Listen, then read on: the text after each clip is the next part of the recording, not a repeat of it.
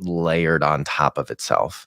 And I feel like there's an opportunity for somebody to like fundamentally rethink how this works, because it's clearly not working, and yet we continue doing the same thing. So that's what I wanted to say on that. DuBose, what about you? I mean, I think you raise a lot of really valid points here. The first being, I think there's a real challenge in clients being able to figure out whether or not agencies are sponge-worthy enough to keep around.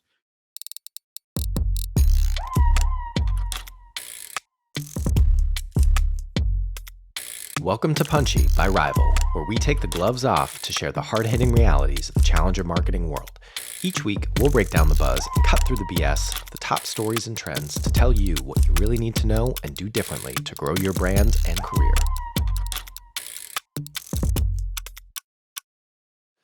All right, we are not live this time, even though it still says live in the little upper left-hand corner, but I don't think we're live. We are taking Punchy off of live to make it a little bit, release the burden on our post-production team down in South Africa. We love you guys.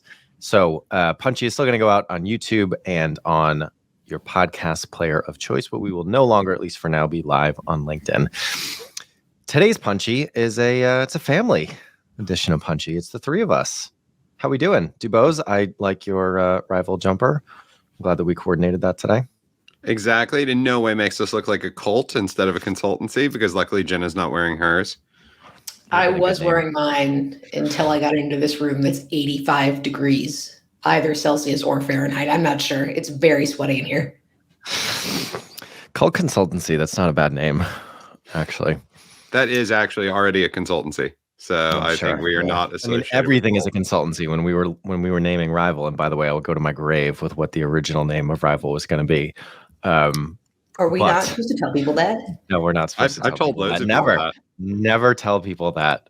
Never tell people that. Anyway, Rival's a great name. The original name that we had, or I should say I had, was not a great name. But yeah, it's impossible to differentiate based on name as a consultancy. There are other, I don't think there's a Rival consultancy, but there are definitely Rival agencies out there.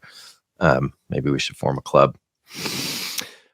All right. So today's episode, we got 3 stories. I'm going to go back to awarding points. I've been given some feedback that maybe I'm not doing enough with the points, that maybe I'm thinking too small. So we'll see. We'll see what happens today. All right.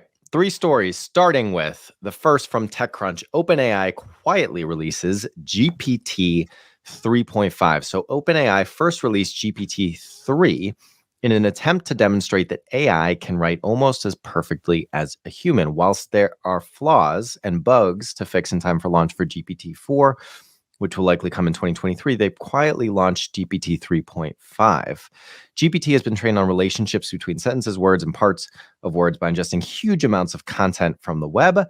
And basically, this is this kind of the most effective, most advanced AI, at least for content and conversation, that we've seen so far. I know that our very own consultant, Catherine "The Rock" Wong, wrote an article recently on our Content Hub that was written entirely by AI. So I think we've talked about AI before, both on Punchy and I know in a bunch of our CMO roundtables, and it's something I'm very passionate about. And by the way, DuBose, I have to catch up with you on this, but we are still working on that piece of research with Imperial College on the impact of AI on creative industries. Little teaser there. But DuBose, I'm going to let you elaborate on this article and what we all can expect with GPT 3.5. So I think it's an incredibly exciting thing that OpenAI has been put out and people are discussing. I think, one of the things, if you're on Twitter in the last few days, you've obviously seen the flurry around Chat GPT. And this is interesting because the chat-based interface of which people have started talking to OpenAI's product is incredibly exciting, because obviously it means you can do tons of different things, as Catherine "The Rock" Wong has done. There is the idea of getting thought leadership being written by the AI itself. I think, it's intriguing that you've seen people on Twitter do things like ask it for SEO tips, ask it for kind of marketing strategies, get it to write children's books. And I think all of these things are really, really exciting, because it started to push AI to the forefront again in a way where people are talking about substantive use cases for it, and what we can kind of think about the next steps for that being. I think, the logical backlash from this is going to be, oh my God, robots have all come to take our jobs. But I think, the exciting thing is, and I think as ChatGPT has shown, what's more likely is it's just going to make all of our jobs a little bit easier, because while a lot of the stuff coming out of the GPT models at the moment is interesting, it's not groundbreaking content. It's not the best kind of writing the world's ever seen, but it's an interesting start. And I think it really does show the possibility of AI in a lot of different sectors, a lot of different industries. And I think, in the run up to them releasing version 4, I think you're going to see more and more conversations around direct applications of AI in an interesting way. Jenna?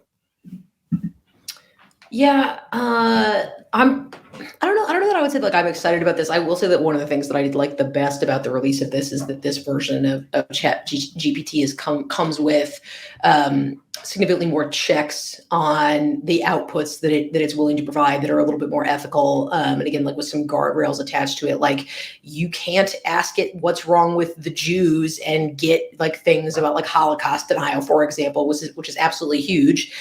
Given how how problematic like previous biases and data sets used to train language models based off things that occur on the internet that tend to have really horrible vitriolic biases within the data sets is pretty good. I think that that's definitely a step in the right direction. Again, just given DuBose's point, which I think is correct, that these things are going to see increasing adoption into people's jobs, and that now it's time for us to again have practical like limitations on what these things can and can't do. I don't know. I don't really have like a particularly like hot take on this one, other than like I say, I'm really more interested to see like again what the implications of this are. I think this has been coming for a little while, and now it's time for us to start seeing what some of the consequences are. I don't think that more people are going to lose jobs. That's always seemed like such an odd Luddite position to me of like, oh, this is going to take. Why wouldn't they? Why wouldn't they? I mean, I agree that that's not kind of like the overarching mainstream fear, and things like that happen gradually, where people that are doing the jobs that an AI could potentially do are probably going to evolve and start to do something else. But why wouldn't it take jobs? Like, I think a lot about how much an agency model and these big agencies are built on floors of copywriters. Why wouldn't it take away from at least some of those like lower value, more commoditized content writing, content development type roles? I mean, of course it will, but that's the exact origin of the phrase Luddite, right? Was that it was people that weren't they like loom? Like what's the word for loom? Oh, they loom? like didn't want to adopt technology. I'm gonna look it up right now. No, it's that they were like weavers, that like it was like a pushback of like the industrialization textile of like workers, the weaving and textile process. Yeah, in England, like once it, like I say, like was a mechanical process that again, like those people do lose their jobs, but in the aggregate, the industrialization of the textile industry created new jobs, and again like all these sorts of things. Yeah. So yes, I'm not saying that again, like some people that are writing SEO content, like I think this has already gotten a lot of traction in the SEO and other kind of like blog writing spaces. But again, in the aggregate, I don't think that this is like a threat to human jobs. I think it's funny. I was chatting to a friend of mine yesterday who's a writer, and we were talking about it. And I think one of the things it was really surprising is he's incredibly excited about it.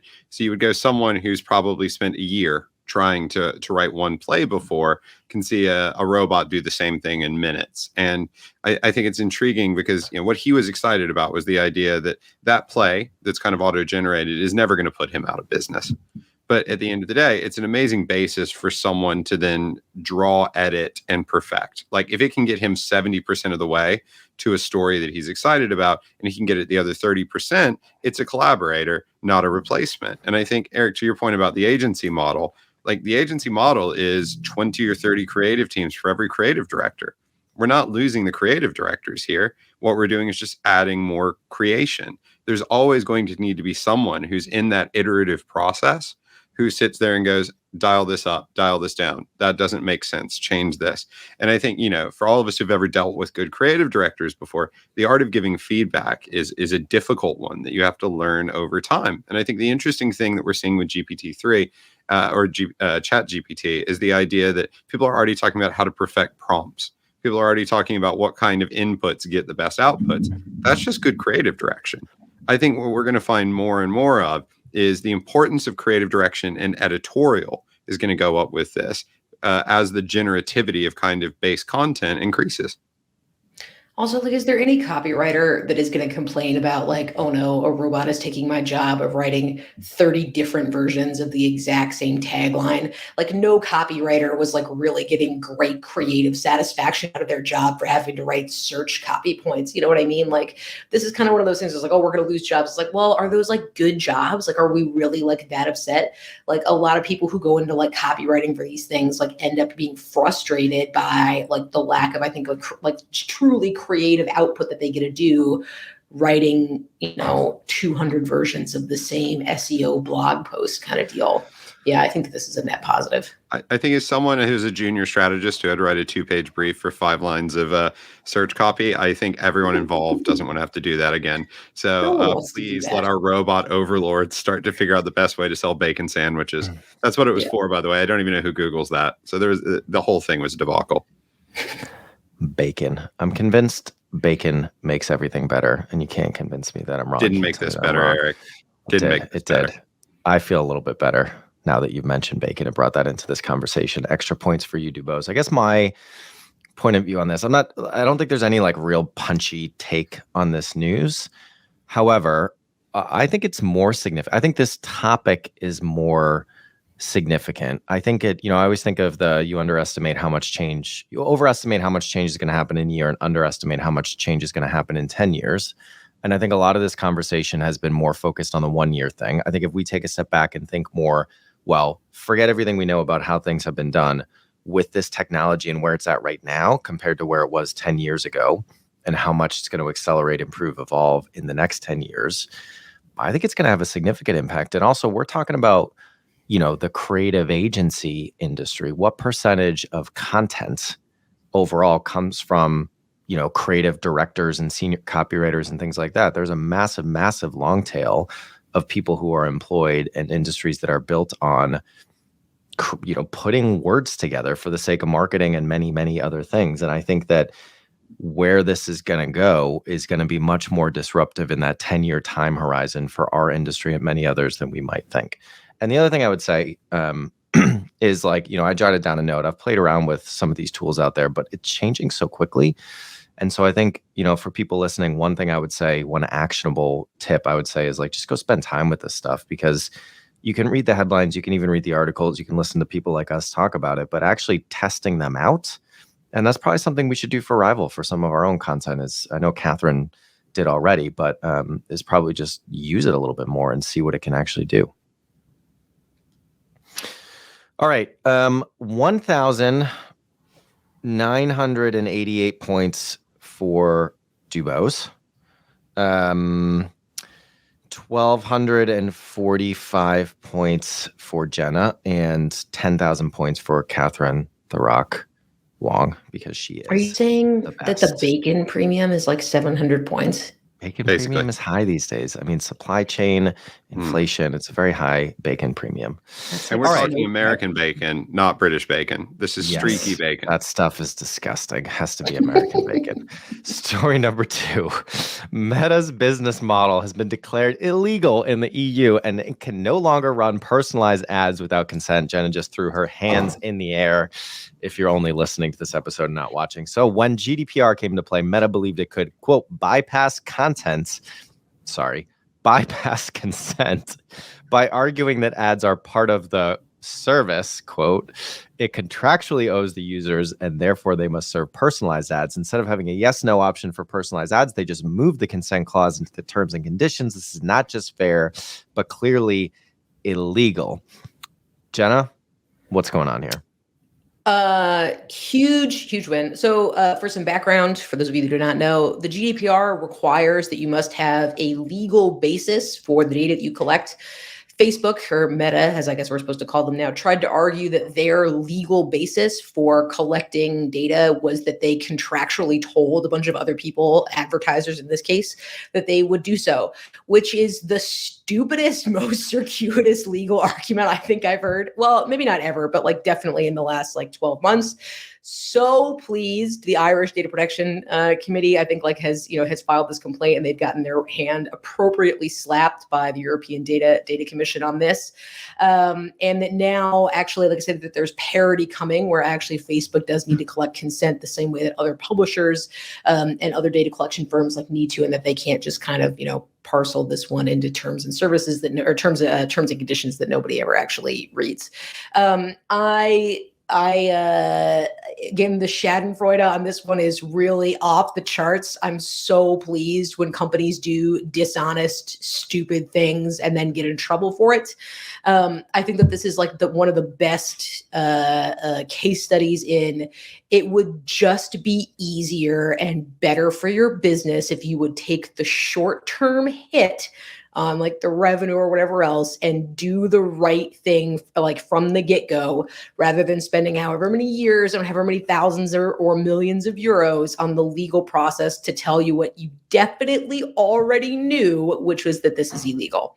So I'm really glad, because I think that if they keep dragging their feet on this thing, it's more time and more space for other competitors and other ad networks, and essentially just other modes of operating that are privacy first and the way that the world should look and will look in the next 10 years, while Facebook fucks around and finds out, I guess. DuBose? It's good you reference the most recent case law of fuck around versus find out that went to the Supreme Court. And find out always wins. Find out always wins. Yes. The world always finds for find out. But I think there's a few interesting things here. I think, Eric, to your point, if you're ever using the term, how do we bypass consent? I imagine you're probably not on the right side of history.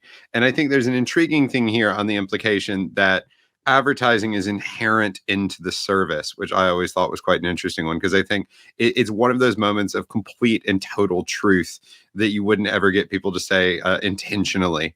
But that idea that, I think for all of the high-minded, we're connecting the world, we're allowing everyone to communicate with each other, we're allowing you to not have to go to your high school reunion kind of vision that Meta espouses in the world, it is an advertising company, and everything is just there so that you can see ads. And I think, something like this just lays that bare again. It's something we all already knew, but I think, if you're an advertising company, be a good advertising company and respect the rules and the policies and the regulations that are there. And I think, to Jenna's point, a short-term hit on that for long-term value is key, because I think time and time again, what we're seeing with privacy regulation and with policies that are being implemented, there is a need here for active consent and with an understanding of what consumers are opting into, and that's a good thing. So yes, you can probably get around it in the short term, but you shouldn't, because at the end of the day, the corporations, the corporations we want to spend time with, the places we want to interact on, I think, they need to understand the value of this. This is like, again, like the kind of thing that's like, I think that like the companies of any stripe or sector that refuse to recognize the base truth about what the world is going to, like, it just is the case. All the headwinds are pointing towards more people and more governments like globally want more control over their data, because we're starting to understand the consequences of people aggregating these things and doing things like influencing elections and starting civil wars in these places, and that people want control back. And a refusal to recognize this base reality is not good for business, which I feel silly saying. Yeah. I think it's funny. I think, in the first article we were talking about Luddites, and I think in a way this is very similar. There's the idea that there are certain organizations and certain people that attempt to hold back the tide of what is rapidly becoming inevitable change. I think in the first one, the idea of automation in certain bits of the creative industry. And I think here, the idea of regulation to protect consumer data, because consumers are waking up to the need for that. And I think in both cases, you don't want to be, in effect, the Luddite. It was like when electricity was first introduced to West Virginia, they electrified homes. And when people moved into them, people that were very angry about electricity unscrewed the light bulb so the electricity would come out, and therefore we would run out of it. And I think, while we laugh about that today, you don't want to be the privacy equivalent of that. And I think that's a lot of what we're seeing here, just with fancier language and more lawyers. So I totally agree that, change, progress, innovation is only going to go in one direction with this thing. And is going to be kind of gradual, and it might be forward steps and back steps and all that. And this is clearly a big step up in the right direction. However, the only other thing I throw out there is like, this took a long time. This was what, almost 5 years to actually get to this point, and they haven't actually been fined yet, right? Doesn't GDPR lay out that they could potentially fine businesses, what is it, 1% of global revenue? I think that's the thing that's actually going to change stuff, is once there's an economic implication to it. So do we know, based on this ruling, if that's actually going to happen for Facebook? Probably. Some of the other fines that have come down in similar rulings for other companies have now started to tick into the several hundreds of millions. And also, oh my gosh, if only there was somebody, maybe one of the three of us, who several years ago had said, I bet that European regulators are going to start handing down these massive fines That was me, in right? order to raise. That was you. I think I heard you say that. Good. Yeah. Glad the record is straight on that. Schmolweiler. But yeah, as I say, but yeah, to the point, like the actual fine for this is going to come a little bit later, but there have, like I say, already started to be, fines with billions and hundreds of millions, which you can thank God that these are actual legitimate fines and not just a cost of doing business. They're going to force people to change this. The other last thing that I'll say on this is you guys should, if you're listening, check out the publication that we got this from. It's NOIB, or it's None of Your Business. Great publication name. It's my favorite privacy publication. Really love these guys. They also have a really nice purple color scheme, but they do good stuff on privacy reporting. So Jenna, how long is the list of privacy publications that NOIB got to the top? We talking it like is 3 and everyone gets growing. a medal? It's increasingly growing because this is a major and significant issue, is that, and because I'm also not a Luddite. I recognize that like some data collection practices will continue to be inherent in digital advertising and really all advertising. But what that looks like is a really big question. It's a very complicated topic. There's lots of good people doing reporting on this, but NOIB, None of Your Business. It's great. I really like that. That's three. Jenna's a media professional. There. She's a media professional. She likes to stay on top of her craft. And so the other thing I was going to say is what I am really excited about is you start to see the old guard, the old ecosystem, hopefully, even if it is very slowly, start to change. The new guard, the new wave of ad tech, and what that's going to look like, I think is really exciting. And so I would like to yield the remainder of my time to the woman from Washington to talk a little bit about these new ad tech platforms that are coming up, because I know you may or may not have been meeting with some of them today and have a much better understanding of what's exciting in that space than I do. Yeah, I had a good meeting today with the folks over at Braze, which for those who don't know is a customer data platform, is a competitor with Salesforce. And again, I think that they're trying really hard to have, again, like privacy first solutions and really orient the customers and clients that they work with towards instances of being able to collect like declared data rather than, again, like this like Facebook pixels that are placed everywhere and kind of like track people all over the place. Again, it's a thorny issue, and to be very truthfully and forward on this one, I have not yet spent several hours reading their documentation, so I don't necessarily know about how it's a privacy safe solution. But like I say, increasingly hearing that more and more people are starting to understand that there needs to be a pretty clear value exchange for customer data. I think that one of the things that really, and I know that has always riled me up really bad about Google and Facebook, is that the only justification we ever get for why they take all this data from customers is that personalized ads are great, and that isn't it better to show people like relevant ads. And first of all, that is true from an advertiser's perspective, but still 99% of the shit that I see on digital is just terrible. Most other media buyers suck. Not me. I was pretty good at it. And so anyways, yeah, I think, like I said, that people are really starting to wake up to like, all right, it's a little bit more about, like, there needs to be a better value exchange than that in order for people to actually be willing to get around this sort of, don't take my data, don't track me, I don't know you. Yeah. There's a Bobby Hill reference, but I know we're a Simpsons show. Well, we are a Simpsons household. Show. We are not a Seinfeld household, Eric. Yes, we are. Why can't we be a Seinfeld household too? King of the Hill. I only know Seinfeld. I don't know you. King of the Hill. I didn't get to watch TV when I was a kid. I got to watch Seinfeld, I think, when I turned 10, and that was about it. Wait. As a 10-year-old, the only show you watched was Seinfeld? I didn't. My parents didn't really let me watch TV. I think I watched like NPR or GBH or whatever the Boston equivalent was, but that was it. So you snuck down late at night to watch episodes of Seinfeld? No, it became like a thing. Like I watched it with my dad because it was his show. I remember it was on at like, I think 9:00 on Thursdays, and I got to stay up past my bedtime and all that. I might have been a little bit younger than 10. That doesn't sound about right. But anyway, Let's move on. We can delve into my past another time. So 2,500 points to DuBose, 4,000 points to Jenna. More points. Everybody happy? More points. There you go. All right. Third story. This is coming from me. CMOs aren't convinced their agency KPIs stack up. So the current evaluation process isn't working for clients or agencies. According to the survey, 44% of clients said a lack of ability to measure the impact of their agency relationship was their biggest evaluation concern. Even though CMOs see the need for evaluation, they don't have measurable KPIs to evaluate them upon.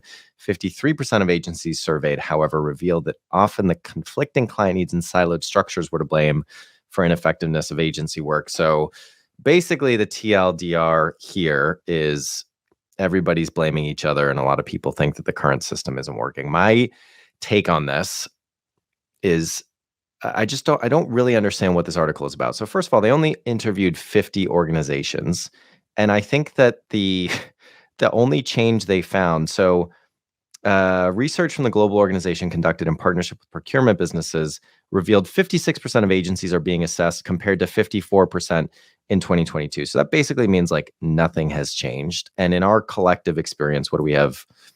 30 plus years of working in advertising agencies between us. Like this is pretty much par for the course. The clients say the agencies, if they're not happy, they're saying the agencies aren't doing what they need to. The agencies say, well, it's the client's fault. And you get one of these where everybody's kind of pointing at each other.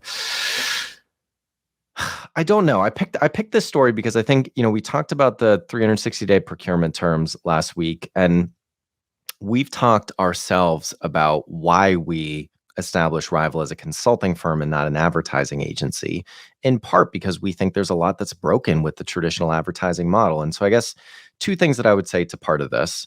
One, I really believe that more businesses should be in-housing agency type of work, because the functions that are more critical to the long-term growth of a business, I think, should be in-house instead of out-of-house.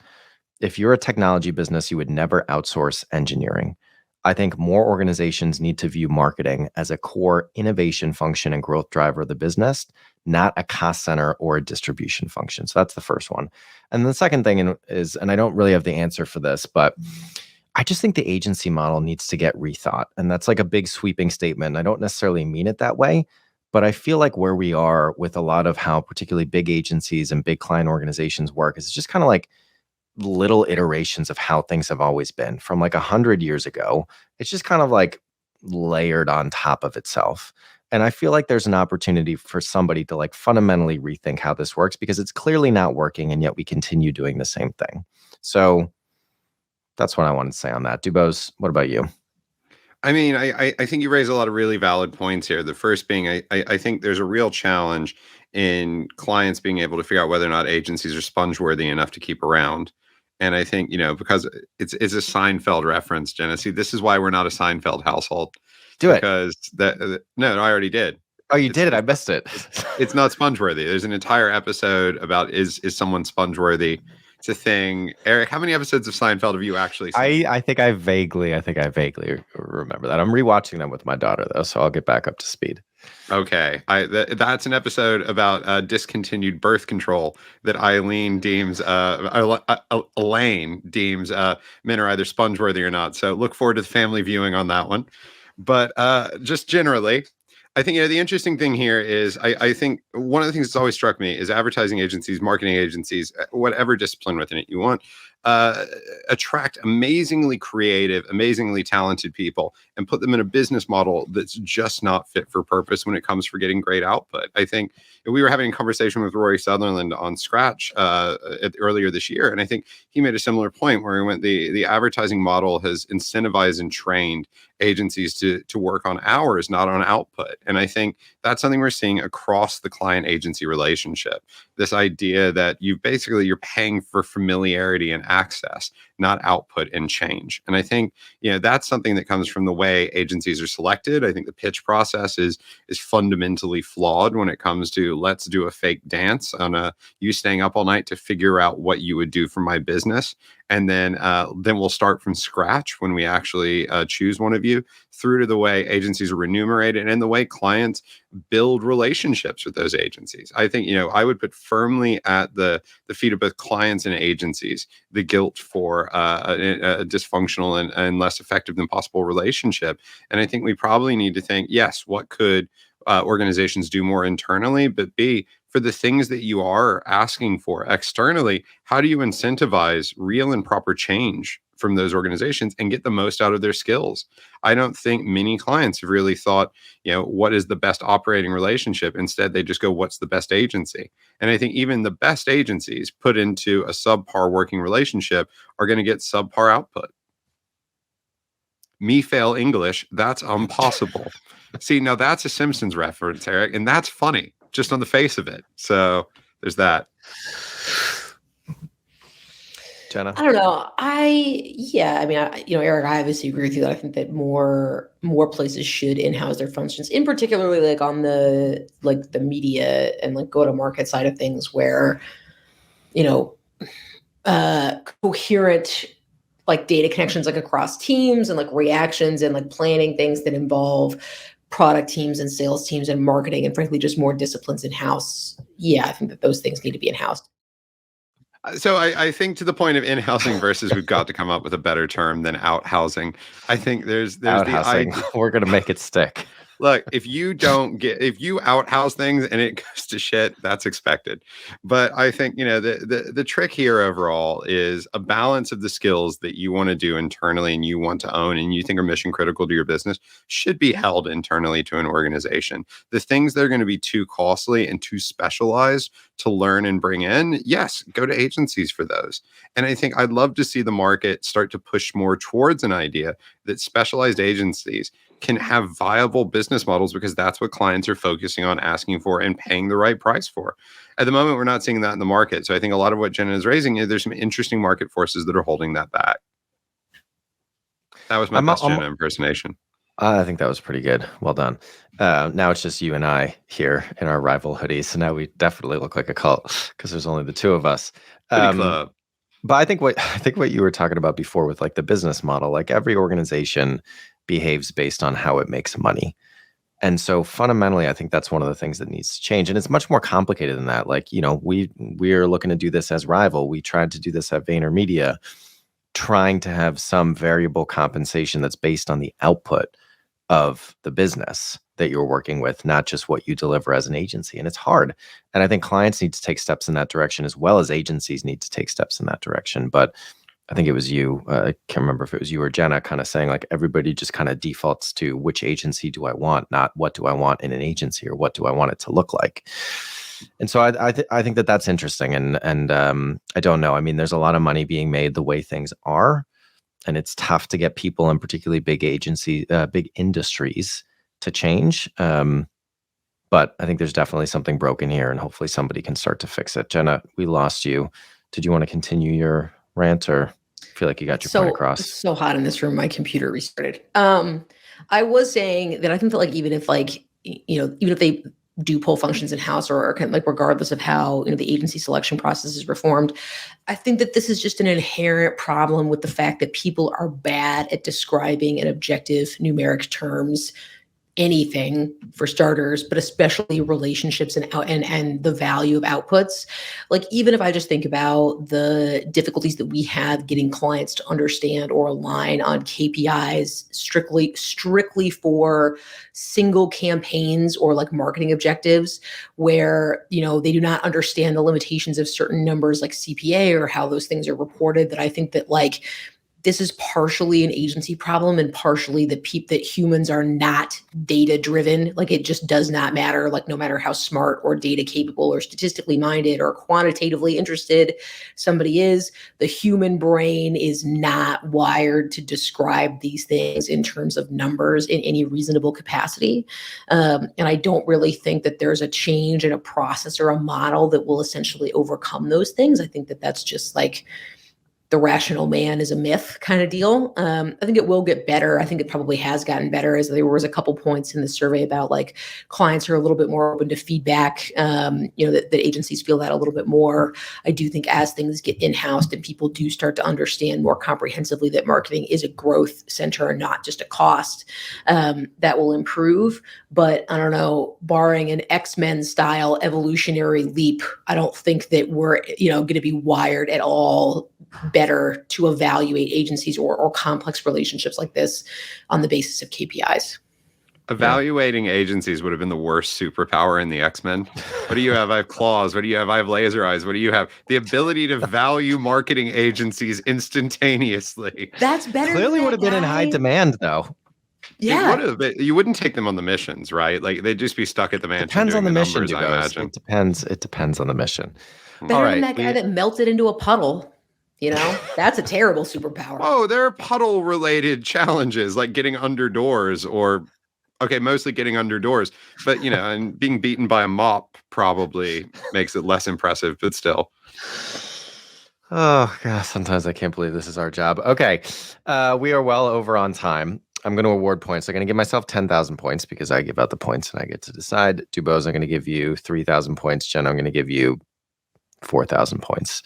I think that means I win. I don't know. I can't do math. But anyway, it doesn't matter because we're each going to get to do a rant or a rave. Who wants to go first? I'll jump in. So a quick rant, or quick rave actually, about something I saw this week that was really, really impressive. I think it's very few and far between that I end up being really bowled over by escalator panel advertising. But if you're around King's Cross at the moment in London, you'll probably see the AgeUK ads that are running. There's also a digital version online. And I really just want to call this out and say it's incredible, incredible work. If you haven't seen it yet, the online video is called Fred's Story, and AgeUK is all about kind of supporting the elderly, supporting people as they get older, when they may become isolated or vulnerable. And they've done an amazing and terribly depressing campaign, which was called Fred's Story, which is basically the story of Fred and his wife throughout the different World Cups that are going on, and where they were watching him at the moment. So basically the escalator panels, it was beautifully, beautifully done. Starts at the bottom with them watching the World Cup in 1966 when England obviously won the World Cup, through to kind of as they get older, have a family, the family moves away, Euro 96, and them losing to England on penalties. And then obviously the last one, as you would expect, is just Fred on his own watching the 22 World Cup as an old man, and with the lights off. And I think, there's something really powerful there in the idea that charity advertising is always doing a delicate balance between making people emotional wrecks and making people want to do something. And I think this was one where tying it to culture and being really smart about where you put it when you rolled it out, and doing media amazingly to the formats that were there, I think is a really great thing. We'll try to put the link in the show notes, hopefully, because it is an ad that's well worth watching. And I think whoever did it did an amazing job. Jenna? The problem with rant and rave is that it's difficult to combine them into one. Like if I just say it's because I want to, I'm not sure if this is a rant or a rave, but then if I just say rave, because they share the same, it does it anyways. Yeah.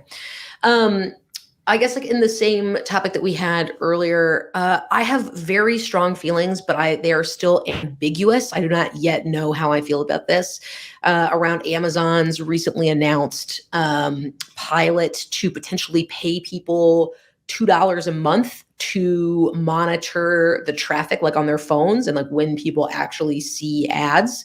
On the one hand, I think that it's like, okay, somebody's recognized that actually we maybe should, we can't just take data from customers. We have to reward them in some sense. I think a lot of the economic estimates as to what people's individual data is worth on a monthly basis is between $5 and $7 per person. So a $2 fee for that is maybe one thing. On the other hand, there's no such thing as informed consent when somebody is an individual person and the other end of the contractor is the world's largest mega corporation that's basically like Zurg from the Fifth Element's company. Jeff Bezos is Gary Oldman in the Fifth Element, by the way.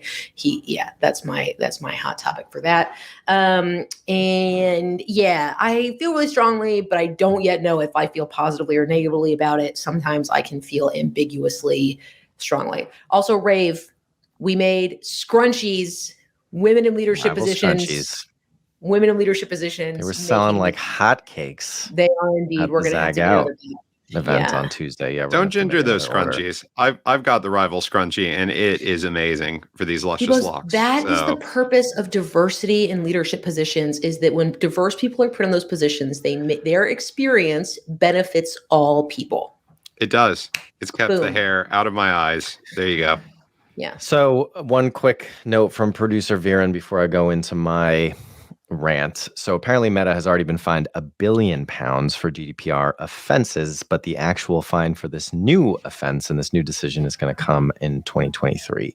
Good. Fuck So 'em. my rant, we are coming up on the holiday season. It's the time of year where every agency sends their clients stuff that they don't need, and every vendor sends their suppliers stuff that they don't need. And I just wish that we would stop sending people so much stuff. So I would encourage everybody listening to stop sending people stuff they don't need for the holidays, and instead maybe give some money to AgeUK or a charity that you actually want to support, because we don't need more stuff. And particularly our clients, if you're at an agency, they don't need more stuff. Put the money where it can actually do some good. That's my rant. All right, that is all the time that we have for today. And these pretzels are making me thirsty, so we're going to have to go. See you later.